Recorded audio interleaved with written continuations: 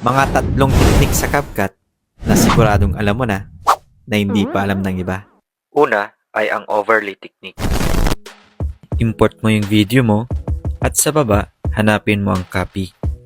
At click mo tong overlay at i-drag mo ito papunta sa unang video. At click mo tong add overlay at itry natin si CapCut na i-overlay. At i-position lang natin to at sa baba, hanapin mo ang animation at dito pinili ko ang slide up.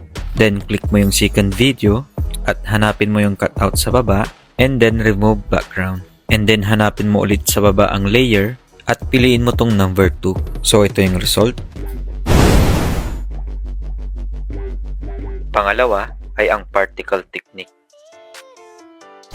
Pumili ka sa mga photos mo at sa baba hanapin mo ang style at sa may bandang particles, pili ka dito kung anong gusto mong style. Meron cosmic effect, particles dissipate 2 at particles dissipate 1. At ang panghuli ay ang rule technique.